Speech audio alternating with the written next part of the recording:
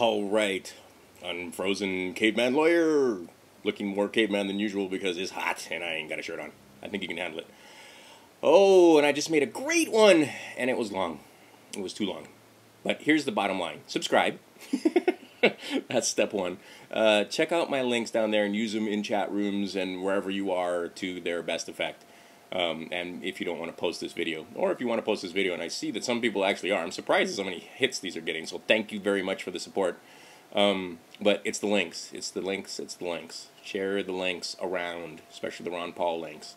So, again, 4,400 people show up for Ron Paul in Ithaca, New York at Cornell. And the next day, today, whisper quiet in the mainstream media. And see, it's the greatest thing because the argument is pale now. Like, people are like, well, there's no memo that came down. Show me the evidence that, you know, there's some kind of message that came down from on high from the, you know, military-industrial complex that stands to lose hundreds of billions of dollars if this guy gets in, or the banking cartel, you know, that benefits so mightily from the Federal Reserve that prints all the money, gives them the money first, runs up inflation for the rest of us. Show me that there's any kind of coercion or collusion or conspiracy to, you know, black out Ron Paul, because there's no memo. Really, do you think that these retarded news people came up with the idea by themselves, that not one of these dim-witted, you know, dimmest light bulbs, you know, least sharp tool in the shed, and they're the ones on TV with their freaking degrees, and they don't know what the word detained means, and they don't know the difference between isolationist. It's just painful. Isolationist and non-interventionist. Do you think that these guys came up with the idea by themselves to black out Ron Paul? Do you think not one of them, one of those dim bulbs would go, hey, wait a minute, 4,400 people in Ithaca, that's a lot more than Romney had ever gotten in a room. You know, 8,200 people showing up for a town hall meeting in California, we should probably cover that because this guy might be getting some traction. Do you really think that these guys, all of them on ABC, CBS, NBC, MSN, and name it, put the alphabets together, CNN, Fox News, right, all these guys, that none of them, USA Today paper, the Los Angeles Times, the New York Times, the Wall Street Journal, the Huffington Post, going on and on and on and on, that none of these guys would think that, maybe I could write a small article about this. Maybe I should write just a few lines. You know, Ron Paul got 4,400 people in Ithaca, New York. I would have liked to have seen actually the people that showed up to protest Ron Paul. Ron Paul's a racist and he's not welcome on our campus. Like, you know, the 5 or 7 dimwits that would have shown up with a sign, Ron Paul's a racist. 4,400 people drowning them out, though, and just looking at them like, are you just dumb? Because they're stupid, because if they get their news from the media, then what do they know? They know that a few months back, this is what made me start making videos in the first place, back there in December, that, you know, Ron Paul's a racist. He's got these newsletters and he's a racist. Individual liberty, the fact that, you know, he used to give, in his practice, he would basically not charge the poor Negroes that couldn't afford his services, that he'd just give it to him. And by the way, find me the huge amounts of people that from his practice that are pissed off with Ron Paul and that, you know, didn't get good service. I mean, this guy, he's practically too good to be true. I mean, when it comes to his voting record, which is, you know, on the books, I mean, seriously, the guy is too good to be true. Grandma always said, if the guy's too good to be true, maybe he is. Right? Maybe it's too good to be, but I'm serious. You take a look, the more you look at it, pretty much every issue except for abortion, that one place we stick is abortion. But everywhere else, everything else he says makes sense to me, 100%. And even the abortion, it's not like it doesn't make sense. I just don't agree with the position. But his position is well laid out. Doesn't come from some crazy, you know, Christian nonsense. I mean, it's a well thought out, laid out, and compelling argument. I don't agree. But other than that, this guy's too good to be true. Right? And more people, if they heard about him, wait a minute, he wants to end the wars, he wants to legalize hemp, he wants to not put grandma in jail for using, you know, medical marijuana, he wants to, you know, he doesn't think that he's smart enough to run your life for you, he wants to give you an opportunity to build your own life and, you know, keep your own money when it comes to tax time, and, you know, have their liberty and freedom to do pretty much what you want as long as you don't hurt somebody else. That you have your contract rights should be preserved, and that you should be able to build a business, and or whatever it is, right? Because when you have freedom and economic freedom, the nation flourishes. What we have right now, this crony capitalism, this is not capitalism, because capitalism works, my friends, but this crony capitalism does not. This FDA trying to shut down walnut farmers for putting, that walnut is heart healthy on their bags. What is Diamond? There's an article about that. And then, Frito-Lay with their crap, and it's crap. If you're putting that stuff in your body and you get cancer, don't whine to me.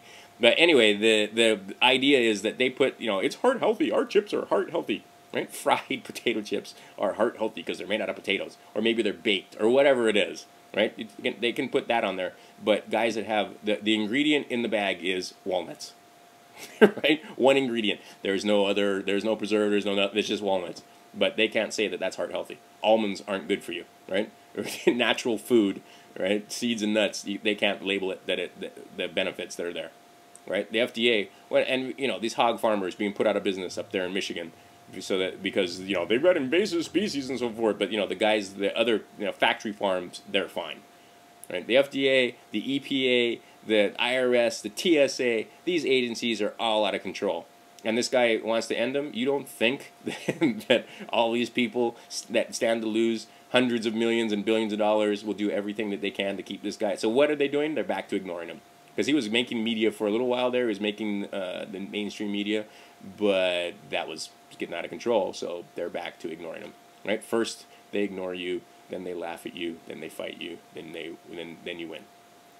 We're going to win this thing. And this is the other thing, you whining crybaby paltards. So tired of hearing you guys talk about, they're cheating and it's never going to, he's got to run third party and blah, and it's not going to win outright. There's no way he could win out. Did you see them sweep in several states now? Colorado, the last one. There's links down there, how many delegates he's picking up. In Alaska, where they cheated and they're going to get sued. And see, this is the thing. Are you new Americans, by the way? Are you guys all brand spanking new here? Are you new to the country? Yes, politics is dirty, my friends. It's a dirty, nasty, messy game. And the way it works is exactly what you're seeing. Is the old boys, if you're not in with the old boy crowd and you're not taking the money, right, they don't want you in there. I mean, there's plenty of evidence and plenty of people that are talking about how they don't even bother with Ron Paul when it comes to, handing out money on Capitol Hill to lobbyists and so forth. They won't even, because they know he won't take the money. So, do they want this guy in there? A guy that they can't influence? A guy for president? Are you crazy?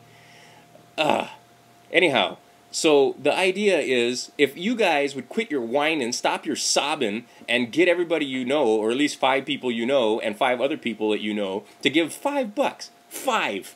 Right? Don't give your damn life savings. Don't give $100. Don't take groceries off the table.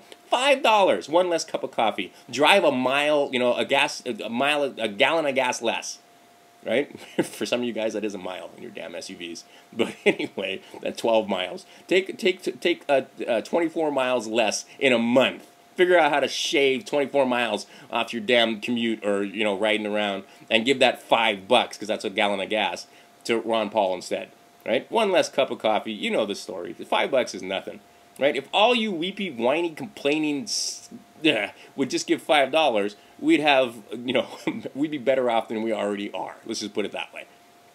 Right? So, guys, I'm seriously tired of hearing about how, he can't win and it's blah, blah, blah, and they're going to cheat and lie. Yes, they're going to cheat and lie and steal, and they're going to, but do you understand how the delegate process works? Most of you, it seems that you don't. Because when it comes convention time, they can't lie and cheat and steal about the delegates. Because the Ron Paul delegates will be right there. And if the chairperson for the state doesn't represent them when he steps up to the mic and says, the proud state of Louisiana, whose coastline is completely besmirched by BP oil and we haven't done anything about it, so we're pretending like it didn't happen and we're feeding the tourists deformed shrimp filled with oil. We are proud to cast our delegates for blah, blah, blah, Mitt Romney and so many for Ron Paul and blah, blah, right? That's how it works. The proud state of, Illinois, the proud state of Hawaii, we give our, very few delegates, right? But they have to give 3 at least, because in our state it's different from other states. It's basically per capita for voting. So, and by the way, the 3 for Santorum from Hawaii are suddenly going to be up for grabs, and they can vote. They don't have to vote for Santorum, and they certainly don't have to vote for Romney. But take a look at what happened there in Colorado. Right? In Colorado, between Santorum and Ron Paul, how did Mitt Romney do? Mitt Romney, he didn't do so well. Do you see how it's working? All right? So stop your complaining, stop your sobbing. Yes, they're going to cheat, but now we can bust them because we can get them. It's like Phineas and Ferb. We can bust them, and it's not going to go away because there are lots of people that are willing to do what it takes to bust these guys, to take them to court, to hold their feet to the fire. And some of these guys, like in Iowa, and let's see, Nevada, and I can think of a few other places where the old boys, the GOPs, actually stepped down because of the mess that they made. And who were they replaced with? Ron Paul people. Now, the way it works and when it comes to convention is they can't lie and steal and cheat and say that the Ron Paul guys didn't vote for Ron Paul. They can't, because it's out in the open, and if you've ever watched a convention, you'd know that. So stop your damn sobbing and get out there and tell 5 people you know to give $5 in the money bomb, and tell them to tell 5 of their friends to give $5 in the money bomb. Like here in Hawaii, I'm calling up some of my people and guilting them a little bit. You didn't come down and vote? Well, give $5. I'm not telling you to give $100 or $25. Give $5. $5. 5. That's it. Right? And then next money bomb, give 5 more. Oof, you're up to 10. Right? But don't shoot your whole wad. All at once, right? You can save $5 for a few months from now. Hopefully, you can when we have the next money bomb, or a month from now, you'll have saved another $5. I think my sons find more than that in change on the ground in a month. Seriously, I mean that's just change laying around. You don't even have any sofa cushions. I mean they find a quarter here and a dime there, and right. And if you add it all up, I bet you between the two of them, they get $5 together in a month. Just finding money that other people have dropped on the ground or too lazy to pick up. Okay, I'm pretty confident that everybody within sound of my voice can afford $5. And those of you that are saying, yeah, I like Ron Paul, but shut up and give the $5, right? That's me. I'm imitating Bill O'Reilly, the racist son of a bitch who thinks that, that the reason why there are so many more blacks in prison than whites is because the blacks are committing all the crime. Oh, my God. See, because there again, numbers, my friend, Crouton Ramon's House of Math. If you just did the numbers, if you just went over the numbers, and these numbers are so huge, people are having a hard time wrapping their minds around it. They just look at how many billions, like $36 billion goes into just cocaine alone in this country, by some estimates, and it's illicit, so it's hard to know. But $36 billion, first off, in order for that money to just be in the economy and change hands, there needs to be some complicity from the bankers to launder it. But second off, think about how much money, just divide, there's 10% of the United States population is black, thereabouts, 10%. That would be 30 million or so are black. So for them to be committing all of that crime and be the ones that are using all of that cocaine, while, the white people are in this country don't use any cocaine whatsoever, there's no hookers and cocaine going on Wall Street, do some division. Every man, woman, and child who is black in the United States would have to be paying about $1,200 just on their cocaine habit every month. It's not possible. Same thing, I mean, take a look at the money that they gave to the bankers. If we would have given that money directly to the people that had mortgages that were going south, who would have got the money? The bankers.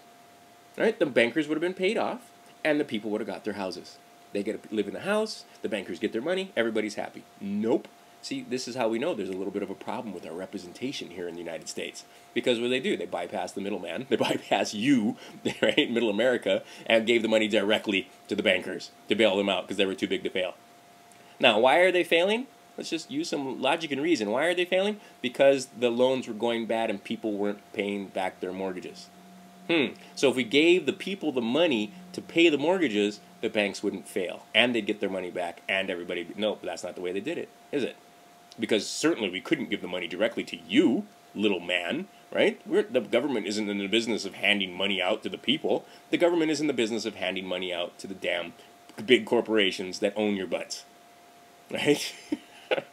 Do you get it? You understand what I'm trying to say here? Right? They could have avoided this whole thing by giving, all this foreclosure and all this other problems that we're having. They could have bypassed the whole thing by giving the money directly to the people that owed the loans. And then the other piece of math that you might want to do and try to understand in this delegate thing is that number 1 is not more than number 2 and 3 combined. Simple math. He does not have more delegates than Santorum and Ron Paul combined. So get out there, stop your sobbing, and do whatever you can for Ron Paul.